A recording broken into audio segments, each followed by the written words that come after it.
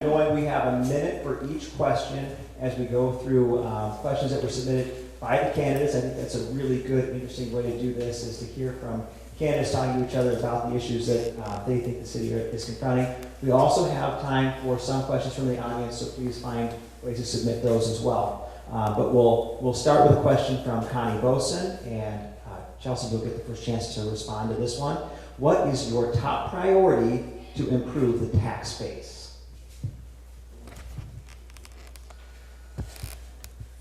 The property tax base is the foundation of so much that we do. It is also the closest thing we have to a wealth tax, and I want to see us lean there more than into local option sales tax, for example. I don't necessarily think we need to try to raise it or cut. I'd like to keep it about where it is, the levy and how we work with it. I think there's room to do so much more. We always talk about what we want to see, right? We want to see more bus lanes. We want to see more public services, more with the shelter, and all of that is going to come from there. I know that we've talked a lot about downtown, but I know that most of it's going to come from where people live. And so without undue burden, especially on seniors, I think helping people maximize the property value of their own homes will help us improve that tax base. Same question? Same question. I think it'd be a really good idea to get all the politicians, like on a state level, to vote that we're gonna quit paying into the federal government.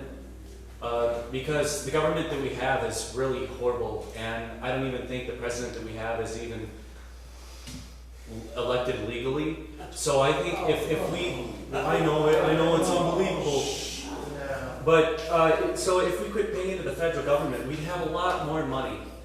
We'd have a lot more money to do all sorts of really cool things.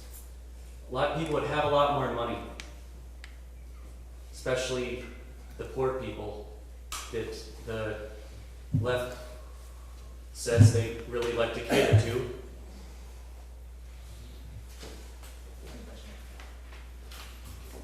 I want to start by saying we've got to be mindful of our property taxes and our property tax rate, which we've done since I've been on the council. So when I started on the council, the rate for the city of Des Moines tax levy was $17.04. We're down to $16.61 per thousand valuation. Now you might not notice that because your property value has likely gone up, but part of what we need to do is diversify, both from a funding source, but diversify by growing more value from existing properties. That's part of our growth strategy, part of what we need to do, and we've got a lot of underperforming properties. Every surface parking lot is an opportunity for a higher and better use and something that can generate tax revenue. When we have our corridors that are not serving as strong neighborhood corridors, we have an opportunity to increase the value, to grow businesses, grow properties, and spread that tax base among a larger base. You know, I'm proud too that we were able to lower the lot rate when I first got on the council. But the thing is, we've got to make sure every piece of property is the value it should be. When we have 40% of Des Moines that we can't tax at all, we need to make sure that any empty lot, any boarded up building, any house that's been abandoned is taken over and refurbished and rebuilt. It gives us great opportunity to get more housing. I've heard there's hundreds of lots that are only 40 feet wide. But putting a house on it brings value. So bringing it, and we have a lot of land on the south side. How do we put the infrastructure to make sure we can develop it? Their sewers might be there, but they don't have water. So we need to be going very intentional on how we're going about. Invest VSM is a program that we have put together in 4 targeted neighborhoods. And we can see the investment up at Highland Park, what it's done. It's bringing up home ownership values, improving houses, and having people stay in the neighborhood. And that's how you create a better tax base, which helps in the long run all the projects we want to do. Thank you. We can raise revenue or we can raise taxes. And I've always said we need to work on raising our revenue. We need to make sure that our buildings that are sitting vacant in Ward 2 are repurposed, reused, and bring in tax dollars. We've done a really good job with that in the Highland Park area. You're seeing buildings that had been vacant for 20, 30 years. Now they're being revitalized. Individuals are making investments in our ward, and that is adding to the tax base. And we need to continue that, and we need to work with our city when it comes to plan and zoning. I've sat through many plan and zoning meetings, and we need to have some flexibility and common sense when people want to build. All right, thank you. The next question comes from Josh Mandelbaum. Do you support implementing the 2.5% franchise fee to maintain DART service? We'll start with you, Chris.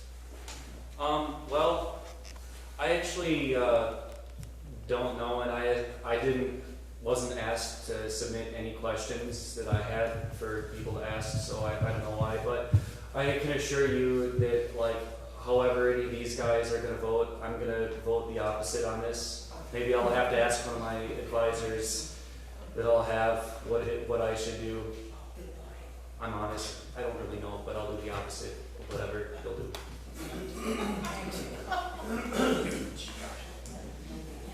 So, transit is fundamental to being the type of community that I want us to be and that we need to be. If we want to be a community of choice, we need a strong transit system.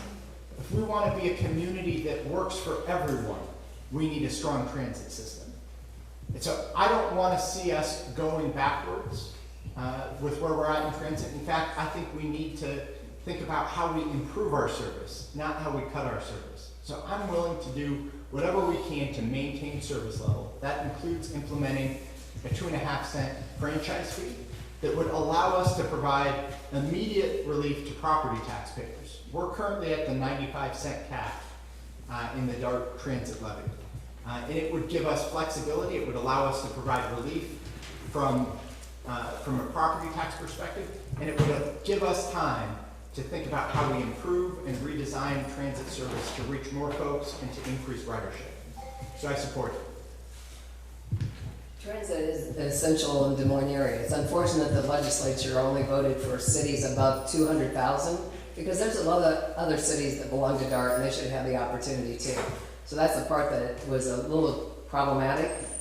It's still going to be, in a few years, we're still going to have to look at issues as a temporary fix.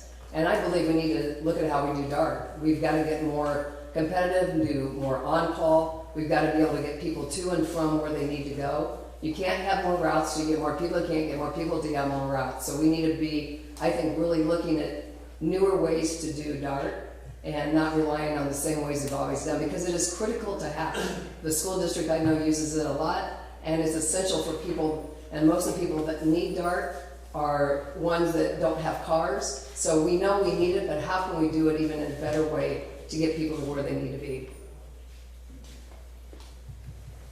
Thank you.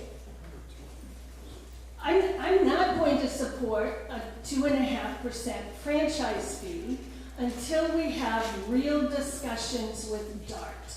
When I am out in the community visiting, and I went to a senior center that was about a half a mile from Hy-Vee, those people have no DART. There's no transportation to get them a half a mile away to go to Hy-Vee, other than paying $15 one way for a taxi. We need to have real discussions with DART, and let's reimagine, run it like a business, and let's make it so it works for everyone. There's a mobile home park on East 29th. DART came in, changed the route. Those people are elderly, no transportation, and they have to walk a mile to get to DART. So we need to have some real discussions with DART.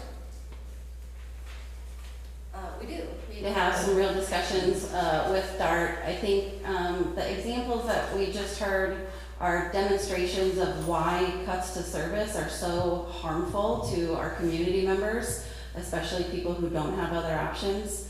Of course, we should work with the neighboring communities to maximize their investment in this regional transit organization. But if it means keeping service cuts from happening for the most vulnerable people in the community, yes, I would support a franchise fee, the 2.5% that's on the table. I prefer if other communities in the metro would chip in more, and I think would be great to work with them in some of our regional planning venues. But we need to keep DART service from getting cut. All right, thank you. Marlon, I just wanted to mention, Denver was intending to participate in this, had an illness come up, so she's not able to participate today, but I wanted to mention that she was planning to be here and just could not make it due to illness. Our next question does come from Chelsea, and it's for Josh Mandelbaum to start us off. How do you keep your research, or how do you keep your knowledge up to date on new research and best practices for local government, urban planning, etc., and where do you get this type of information? So I read a pretty broad spectrum. I'm on a number of lists, so National League of Cities, the Iowa League of Cities, both have newsletters on issues specific. I kind of monitor some of the best of book lists. So I read things like Human Transit. We were talking the last question about transit. Human Transit is one of the leading books from a transit planning perspective. And so I would invite, and in fact, I serve on the DART Commission. I've gotten copies of that book for multiple other DART commissioners to have conversations and informed conversations about transit. And I would happily buy a copy of that book for any of my colleagues on the council because I think it's really helpful to think about. And I participate in national forums. I was recently invited to be a part of the Center on Policing Equity. They had a 20-person cohort of elected officials from around the country sharing policy ideas. And I participated in that and took advantage of the resources that they provided as part of that training and that webinar series. It's basically looking at, whether you do the leagues, the state league or the national league, but going online, if we have issues coming up, you can go online and get about everything you need. And you look at various cities, I see what cities do from when we were doing a lot of the things on policing. On the 21st century policing, I researched different ones even before they came and made presentations. So it's really just, you take it upon yourself and you listen and you learn. And if there's anything that comes up, you just go more in depth and ask the questions. And we have staff that also is trained in all the areas, that you can get great information from people that know their field, whether it be our stormwater people or our public works work or any of the people, they are attorneys and things like that. They are our experts too that we can go to as a city council person to get information. And they then have trade associations too that they can give you more information from. Our research, I do this full time. When you re-elect me, I'm doing this full time. And we are all assigned to multiple committees, boards, commissions. I spend every day going to those type of meetings. We have a city staff that are professional and they are excellent. When I need stormwater information, I know exactly who to go to. When we need public safety or traffic, transportation, we know exactly who to go to. We also have multiple plans online that we as the City Council have implemented, such as the Move DSM, the Plan DSM. There's a wealth of information that is there and available to us. And I know I spend a tremendous amount of time researching and reading the latest and the greatest so we can always move forward.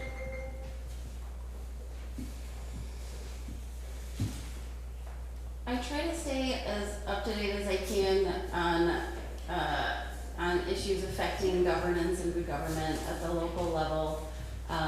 Not only by reading what our city is doing, but by reading what other cities are doing and listening as well. So on social media, I make sure to follow some of the best practice type groups. You know, there's Governing, there's Strong Towns, there's the Urban Land Institute, right? So there's a lot of researchers making their latest and greatest available on a daily basis. So I try to follow issues of transit, equity, criminal justice reform. I also listen to audiobooks like it's my job. I had listened to Homelessness is a Housing Problem, which I definitely recommend to other folks talking about affordable housing as an issue.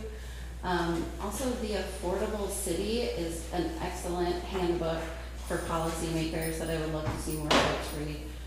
So there's a wealth of information there. Yeah. I studied the architecture of ancient and futuristic cultures. So if you look at the buildings in Europe, they're all very, very old because they're socialized over there. They can't afford to make new futuristic developments that we have money to do. And I think spending money on green infrastructure is, some people want it, but I think green buildings may wither away because of the weather. That's all I have to say about that. All right, thank you for Your responses. We've got our last candidate question of the first round, starting with Connie from Linda Westergaard. What are you most proud of in Ward 2? Since we're in Ward 2, it'd probably be what we've had, well, really what's happened down here in the Berlin area. You see the revitalization, but it has to be Invest DSM and how we've helped spur a neighborhood node that had been empty and bringing new excitement to an area. It reminds me very much of when I first got on the chamber with the East Village. I know they don't want to be compared, but there's that sense of excitement. You see young people coming in, creating businesses, and opportunity for new growth, for jobs and housing. And you see people wanting to say, this is an area we want to live in and we want to stay in. And that's what's the exciting part for, I would say, for Ward 2. What I'm most proud of are you, the people that live in Ward 2, because we wouldn't have all the great things that we have in this area without the investment that you've made in your neighborhoods, in your community. When I go to Martin Luther King Jr. neighborhood and I sit in their facility where they have this beautiful kitchen, the city didn't pay for that. The neighborhood association worked for many, many years to raise money to have that. When I look at Riverview, I am so proud of the people that flipped hamburgers and hot dogs for 10 years, trying to make the money to get Riverview. Now, I've had the luxury of being able to facilitate and see that those things get done, but I couldn't have done it without the people that live in this community. When I go to neighborhood meetings, I'm excited when I see the hard work that our neighborhood leaders are doing.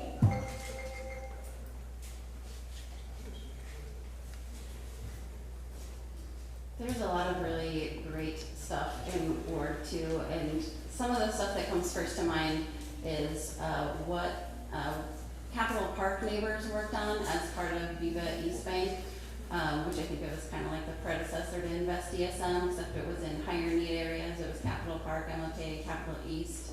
As part of that, we came up with a marketing strategy to encourage folks to move into the neighborhood. We used words like vibrant and active. And we emphasized our proximity to downtown and transit options. So I'd like to give people more things like that. I live a block away from the functionally abandoned site of a former elementary school that was in terrible disrepair for years and years. One thing that I've done in Ward 2 that I'm proud of is knock every door in Capitol Park when I was the chair. For 4 years, I did that when I was the first 4 years I was chair of Capitol Park Neighbors.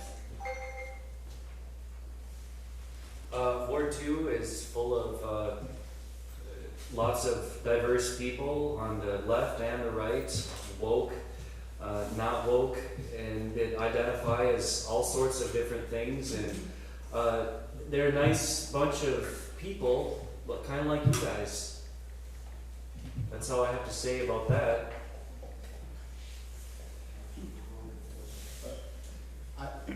I'll answer this in two ways. I want to start by what I'm personally proud of are my Ward 2 roots. So folks might not realize, but my great-grandpa, my grandpa grew up in Ward 2, both my grandparents on my mom's side. My great-grandpa had a grocery store that they lived above on East 14. And so I'm proud of the fact that I come from this community and I have family roots in all parts of this community. But I'm proud of the work we're doing to help revitalize, and particularly, I'd go a little broader than just the Invest DSM work, but the comprehensive approach that we're taking to think about how we invest in infrastructure and how infrastructure and economic development are linked. And we see that in the connection with Invest DSM and road design changes, and all of that spurring how we create a place that's accessible, that is a place for new small businesses and a neighborhood hub.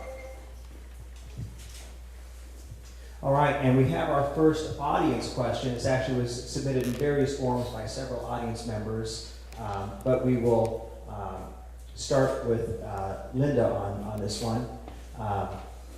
Would you consider doing what other mayors have done and decriminalize all drugs?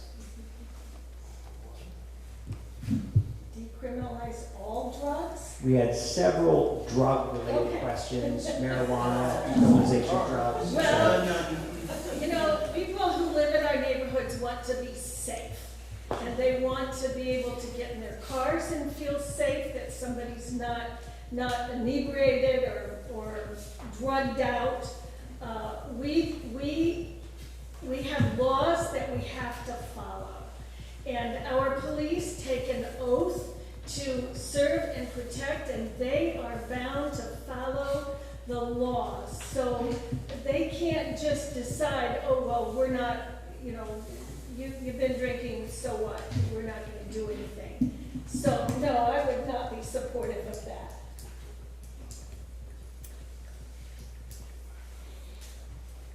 This is such a tough topic because I think of drug use and addiction as a public health issue more than a criminal justice issue.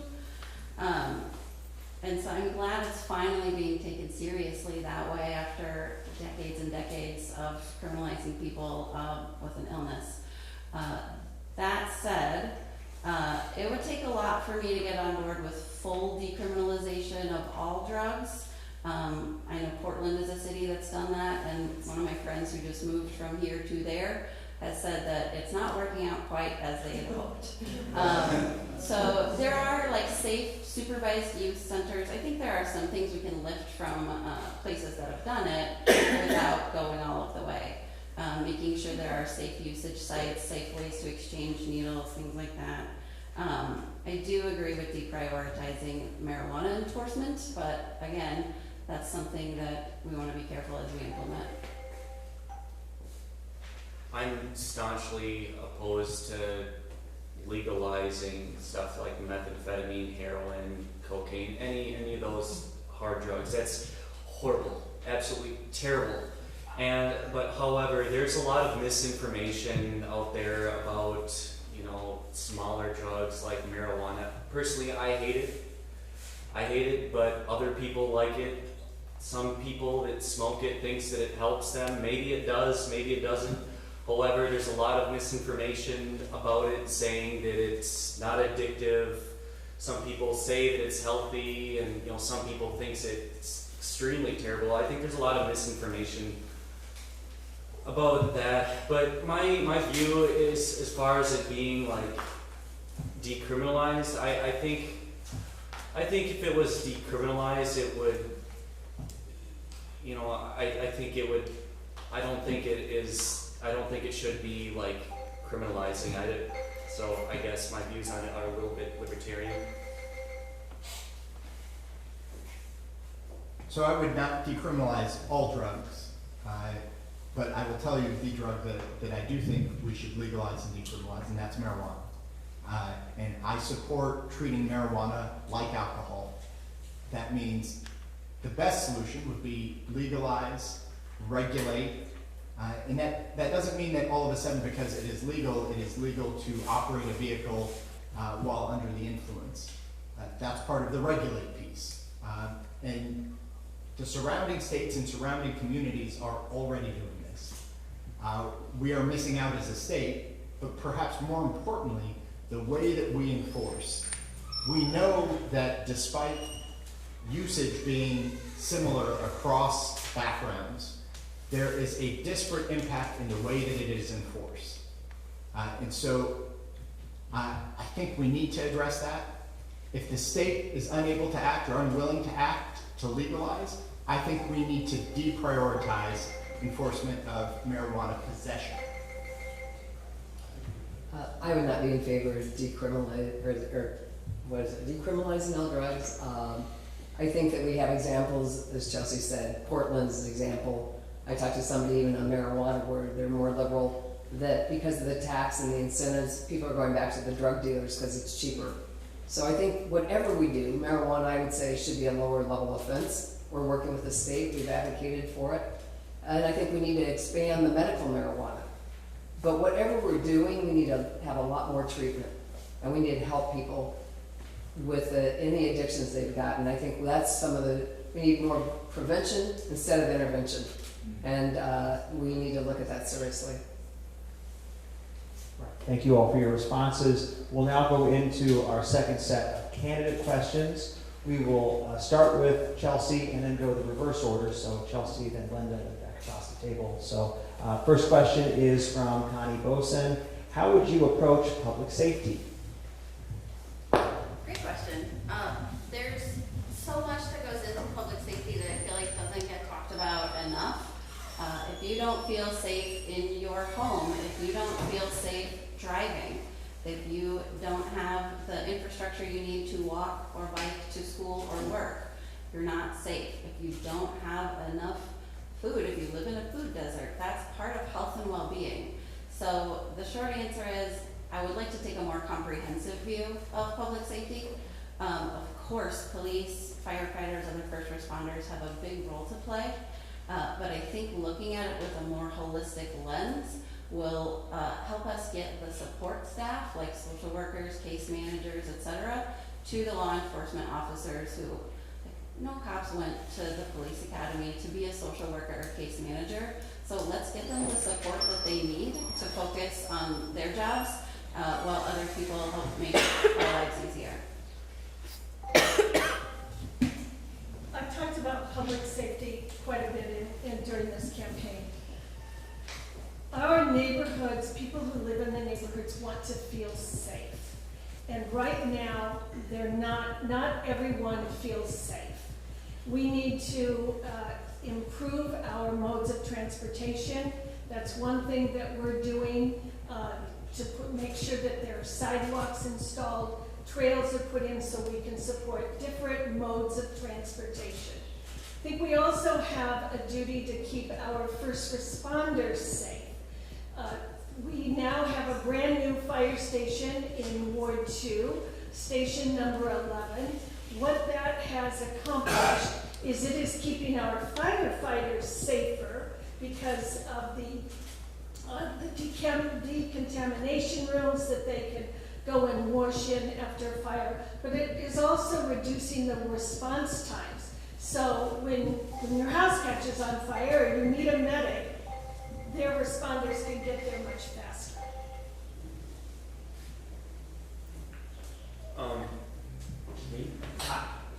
Yeah, as far as public safety, I've been an advocate for expansion of our crisis team, putting more mental health workers on and taking the calls so police can take care of the bigger crimes. We were able to get 24/7 this year, about a year and a half ago. I also think we need more police trained, like I say Lorna Garcia, because she's headed up the program, we have one other one. I've said that we could use a whole downtown force that heavily trained in mental health, and again with outreach workers to get the people the help they need. People want to feel safe, and we need to provide the training and the tools that the officers and our firefighters need to do the most effective job. I think we could do EMTs to also be trained in mental health, because they take a lot of calls. Again, trying to help people where they're at. And then be preventive, helping young people find another path. We were able to give various groups this year about $300,000 to hire 14 and 15-year-olds for summer jobs, to show them there's a better avenue than going down the path of maybe wanting to do some violence or whatever. So I think we can do a lot more preventive. So I always start a public safety question. We need to support our first responders, the folks currently on the front lines from a public safety perspective. That means our police and fire. That includes things like the Station 11 in Ward 2. But I think the biggest gap in the place where we have the most room to improve is how we respond to calls. And we know, I think what we've talked about and the improvements from a mental health perspective is an important part of public safety response. The communities that have been doing this the longest and most effectively respond to almost 20% of all public safety calls with mental health workers and social workers. We've made significant improvements. We're not even responding to 1% of our calls that way today. So we've got room for significant growth, and we need to invest more in mental health and social workers to respond the right way the first time. We also need to do things like violence interruption. And I see Yvette and Mikhail here. Programs like Cure Violence and the Violence Interruption Program are critical to improving public safety and stopping violence before it starts and gets out of hand. I've worked with 30 or so policemen and women in the ER, and I'll have to say that they do their job really well. They're the best, some of the best people I've ever met in my life. And as far as like anything that could be improved with public safety, with the police or the fire department, that stuff, I guess I don't have any ideas, except for I'm very willing to listen to them, because they are experts in everything like that. They know exactly what they need, and I'll more than happy, it'd be an honor to work for them. And as far as like mental health goes, yeah, there definitely needs to be more like affordable mental health outreaches, but it's so expensive. And I also believe in, most people that have mental health problems don't make very much money. The more money you have, I think the better mental health you have. Also, I also believe in prayer. I do happen to be a Christian, born again, and holistic natural therapies too. All right, Chris, you get the last word on that question and the first word on the next one. It's from Josh Mandelbaum. Do you support the city taking steps to protect reproductive freedoms, including lobbying at the state and federal level to codify abortion, providing a travel benefit to city employees to travel for abortion care, and deprioritizing the enforcement of state laws that may seek to criminalize abortion? Well, this is a very, very, very sad subject, because a baby is a life. However, a lot of people who have children aren't equipped to have kids, and I think for children to be raised by imbecile parents is just as bad as a death sentence. But it is a life. It's not just a clump of cells. It's more than a clump of cells. It is a life, and I'm going to have to take a pro-life stance. But I think that there should be a lot of money invested in orphanages, in child care, and stuff like that. I think that the children definitely need a lot. I think they need to be way more privileged. Because I just have a lot of empathy and feel very sorry for a lot of kids. Because life is hard, and I don't think it should be.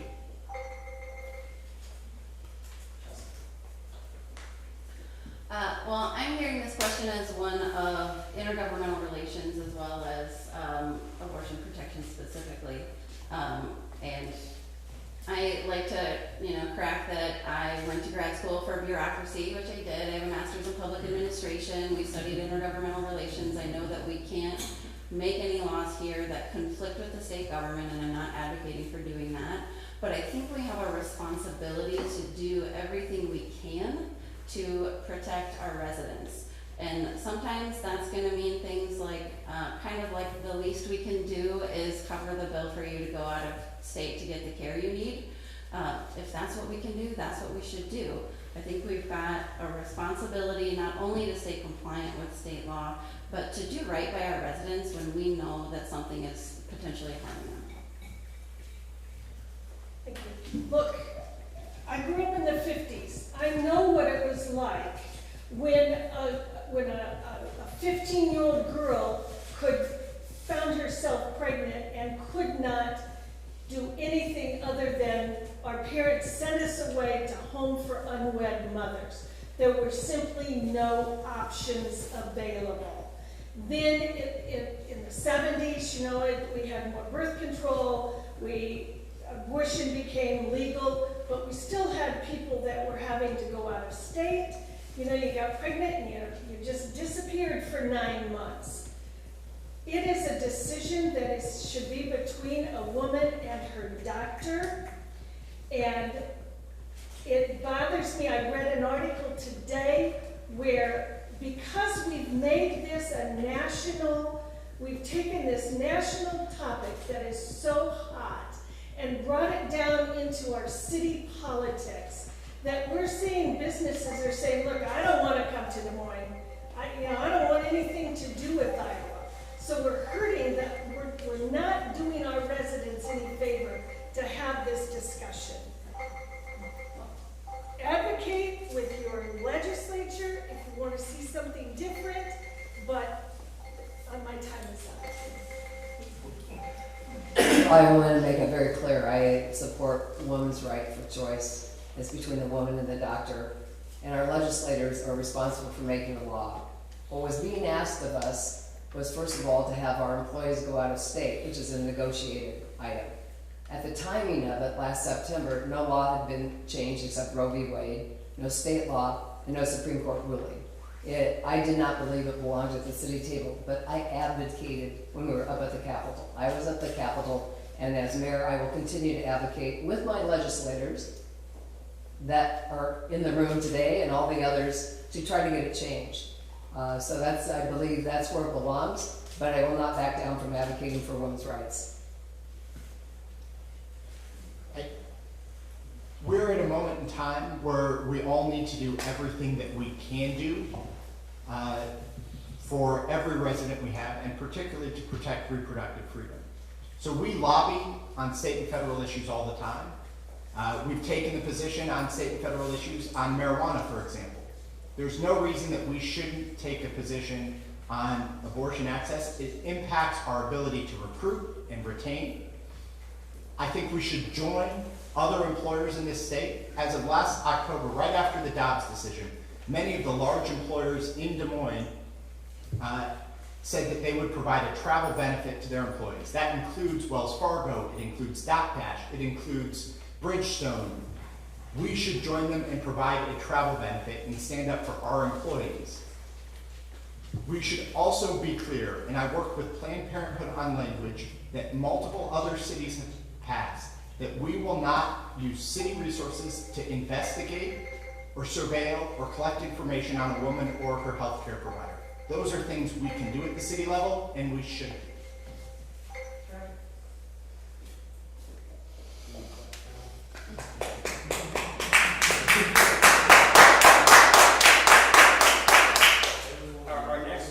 Our next question comes from Chelsea.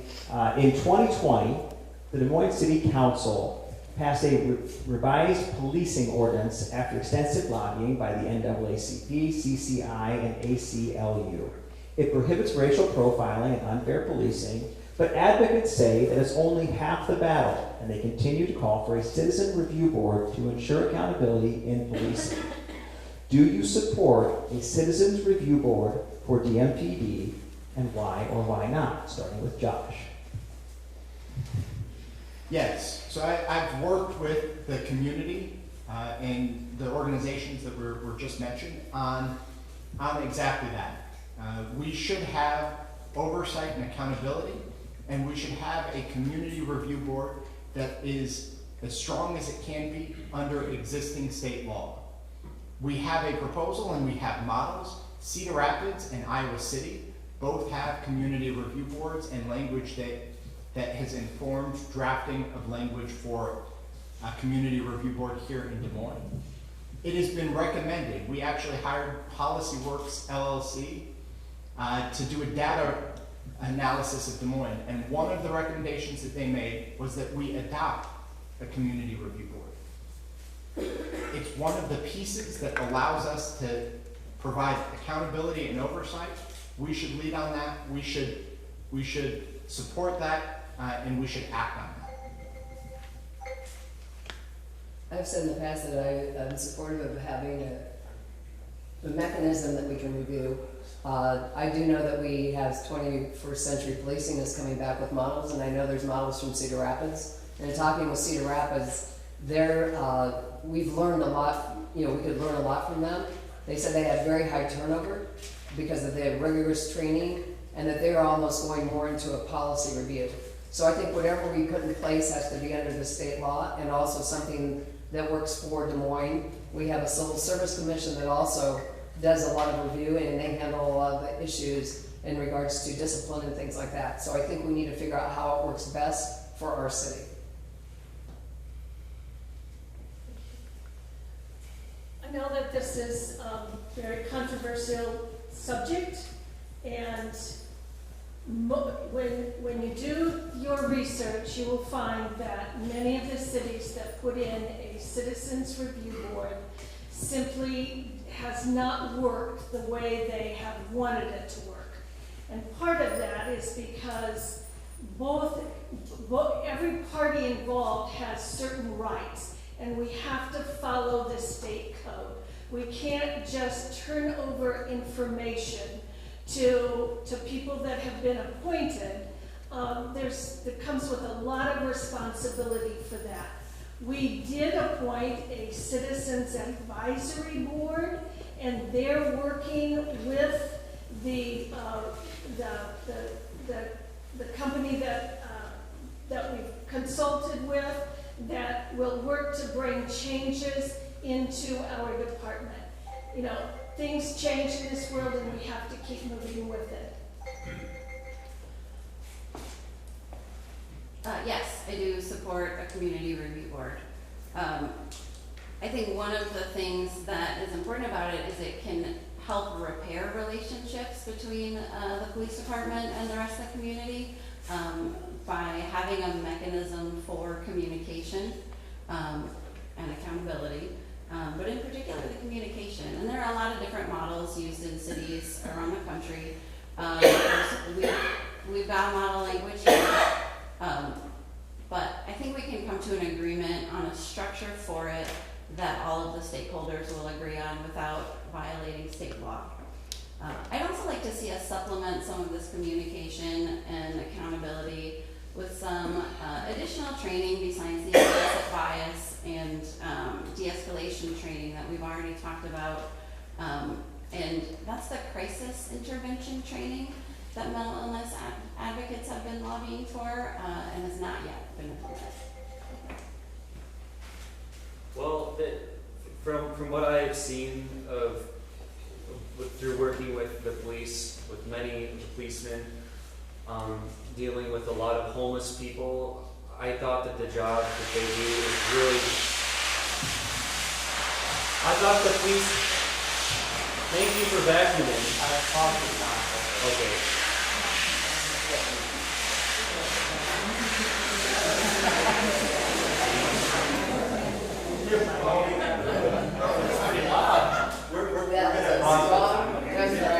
We did pause the time there. I also mentioned, I didn't catch it, but we Kind of got off on our order here, so the next question, we'll get back to the other order, so please go ahead with your response. Okay. Well, the police, through working with a lot of them, do such a good job. I'd be really surprised if they really need a review board, but I guess, you know, I suppose that would probably be a good thing to improve the relationship with the policemen and the people. There's a lot of people that don't like the police for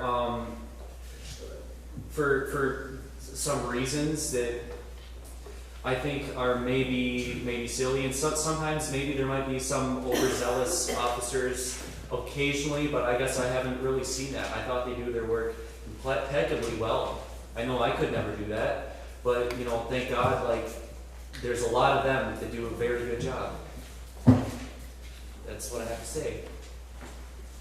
Okay, our last question, we started with Josh, and the next one we'll start with Connie. It's actually submitted by both Josh Mandelbaum and Linda Westergaard. Essentially, the question is, what's the role of the city in supporting Des Moines public schools? How should the city address the school voucher legislation passed by the state? Well, first of all, yeah, after serving 14 years on the school board, we need to be advocates for the school district. And we need to look at synergies and how we can maybe help them. I know I'm very proud of the fact that we got $4 million in ARPA money to go to preschools. They're opening 6 new preschool classrooms with a rapid round daycare. We had the advantage of doing that, but those classrooms keep continuing now that the state will fund it. We need to look at transportation, how we can work together, our libraries, and then really strongly advocate at the legislature on the voucher issue and how we can improve funding for education. Without having strong schools, we can't have strong neighborhoods, and we can't have strong neighborhoods without strong schools. So I am totally behind looking at every avenue. We've already had a meeting with the new superintendent and about community and schools, because that's a program that connects the community to the schools. And so they're going to be underfunded. The grant is going away, so we've had already discussions on can the city help pick some of that thing up, and I think it's a very important role. So we definitely need to be advocates for our school district, and we need to be collaborators, and we need to be innovators with them. I'm the only person currently serving on the Des Moines City Council who has kids in Des Moines Public Schools right now. And I see the importance that our schools play in our neighborhoods and for our families. We can't create a community that provides opportunity for everyone without a strong school system. We can't create strong neighborhoods without strong neighborhood schools. We need to do the things that we can. And it's not enough that we advocate personally. We need to play a role as a city. We should not have been silent in the voucher debate, given the impact and importance of our schools. And we need to be a presence at the Capitol. Again, we have lobbyists at the Capitol every single day that the legislature is in session. Those lobbies should take a position on the voucher bill and help undo the damage that is being done. What's the question? I'm sorry. Question again. What is the role of the city in supporting the Des Moines public schools? How should the city address the school voucher legislation passed by the state? Well, I think that private schools are a very good thing, but not everybody wants to go to a private school, and sometimes public schools have, good things about sending your kids there, but I think I'd like to see a lot more parents getting involved in the schools and what their kids are being taught. I think parents should have more say. That's all I have to say about that.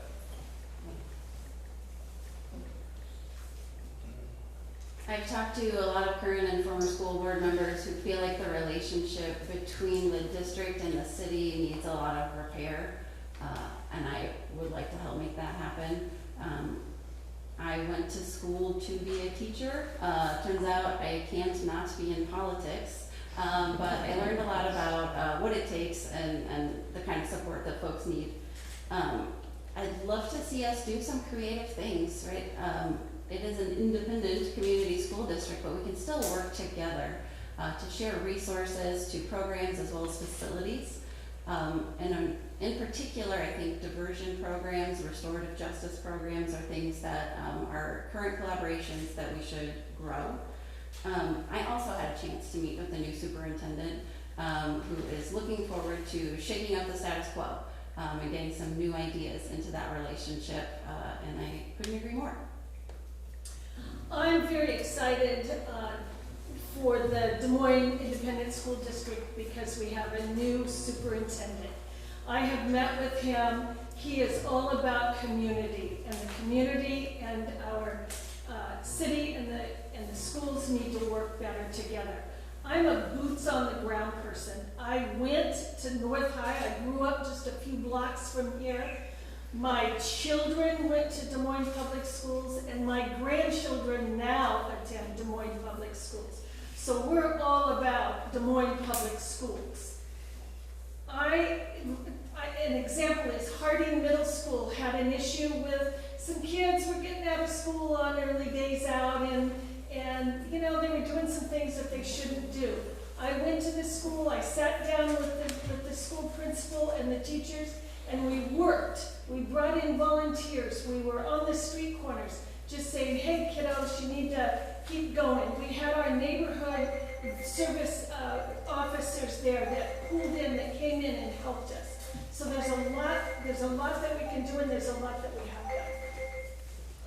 Okay, Linda. Take a quick breath because you're going to be leading off the next question. Okay. The question is from Connie Boson. How can Des Moines support small businesses? A minute for you. I'll give you a little time. Great. Right away again. But Great. No, I'm ready for that. Okay. How can Des Moines support small business? Is that it? Well, we as a community need to support small business also.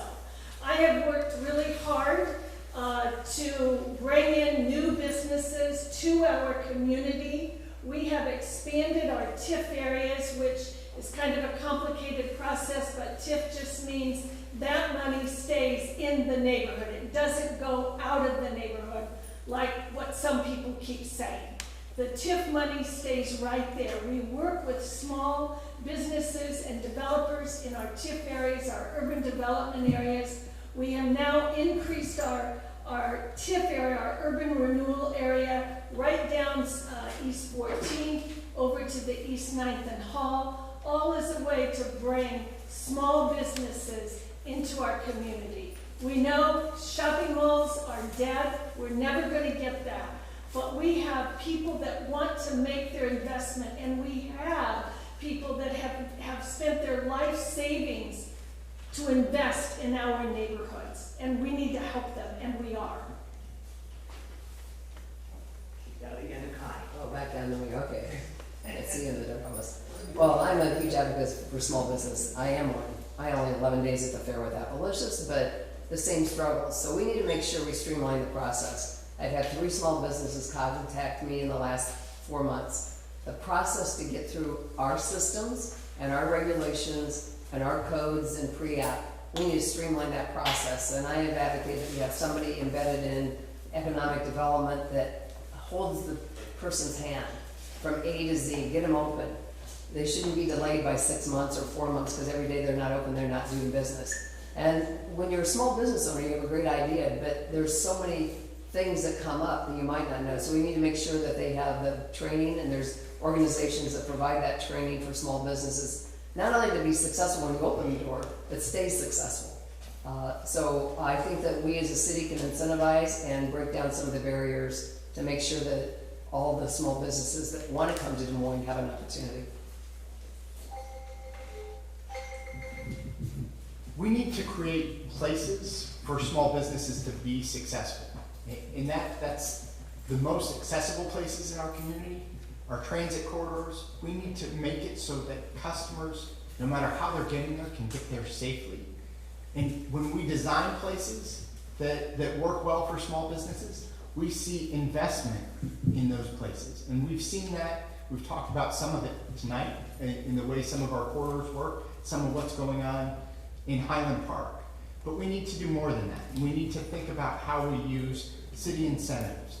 I'm really proud that we're supporting the Center on 6th Street, which is going to be a small business incubator And it's going to give folks an opportunity to start a small business before they're maybe ready for a full retail space. And we need to think about how they do that and transition that business from a small idea into a retail space. And then we need to be smart about how we use our incentives, because there are examples where we've made it with our incentives, where we've allowed retail bays that get built to sit empty because our incentive structure is wrong. And that's a failure on the city's part and something we can improve.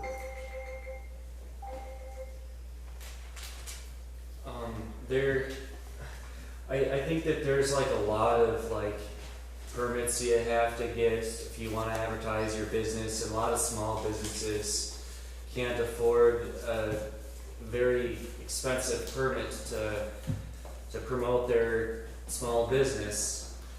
And I think that property taxes, especially for businesses, are just way too expensive. And that's why a lot of smaller businesses are having a tough time. There's a building downtown on Court Avenue.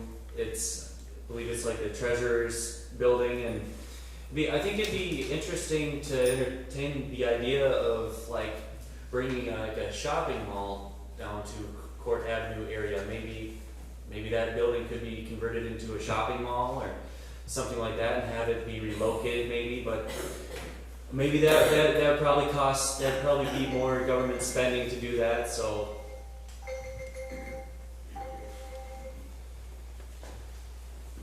Since I took over as neighborhood association chair, I've noticed that the city in general doesn't really think about things with a new person's perspective.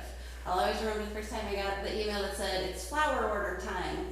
And as a new person to the neighborhood, I'm like, what, flower order? I don't think we can rely on like folk knowledge to hand this stuff down.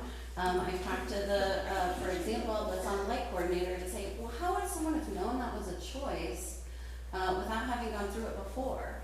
And she said, well, I don't know if there is a way for that right now. So one of the main things I would do is, I'm excited to work with Connie on this, because I was talking with one of the architects who helps a lot of the Invest DSM folks, and we talked about the need for like a concierge, right? Like somebody to escort you through the process.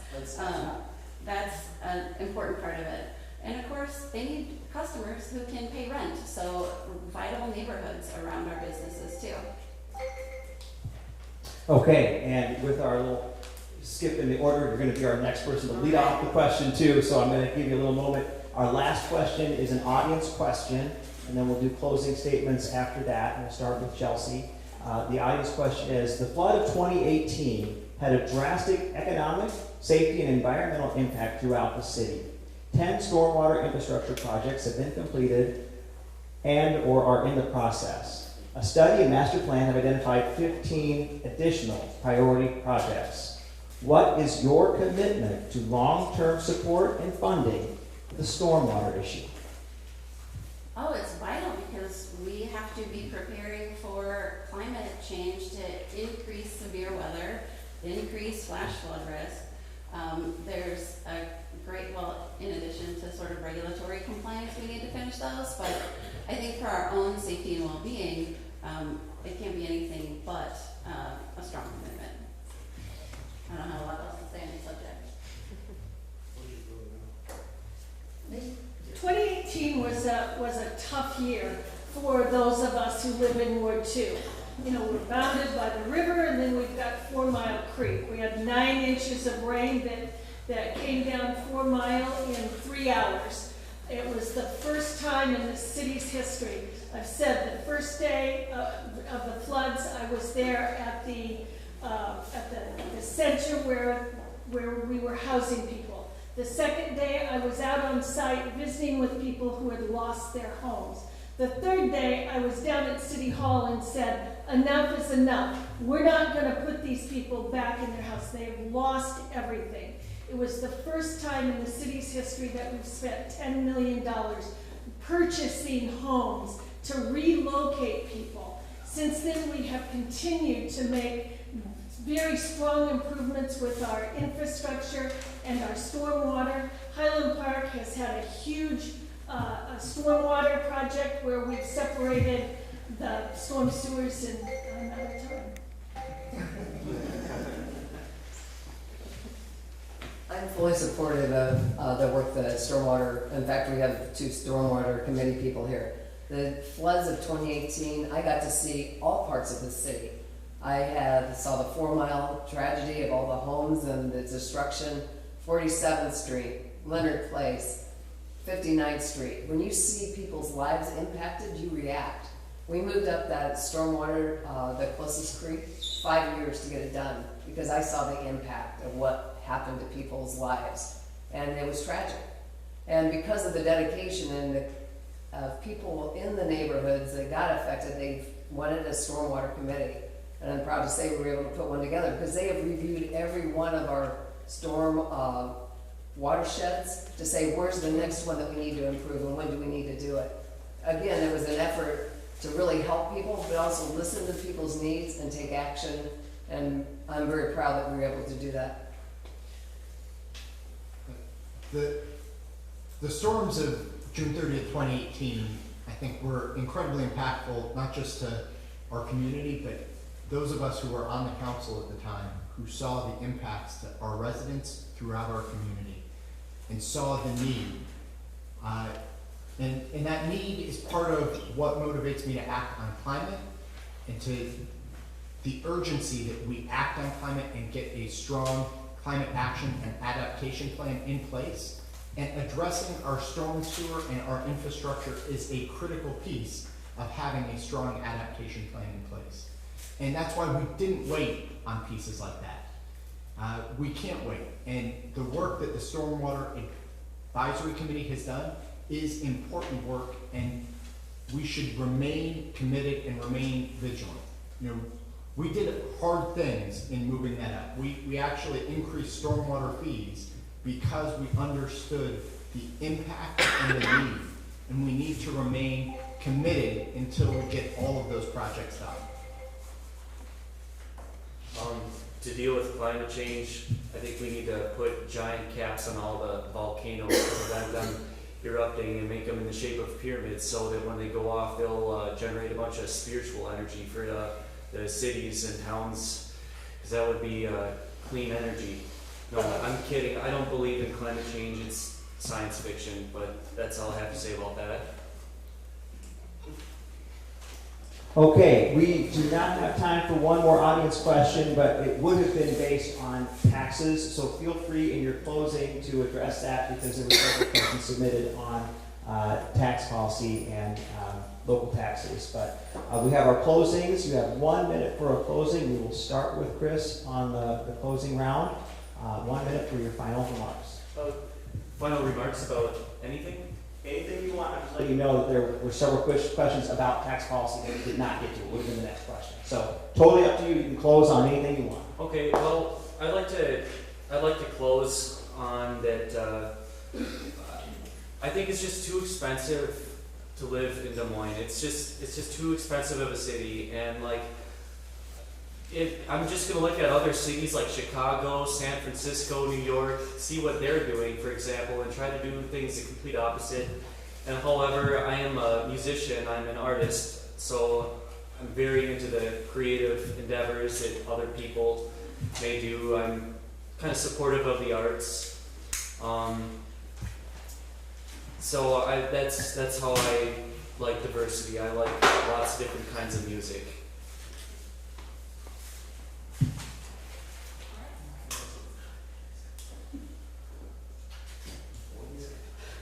Yes, thanks.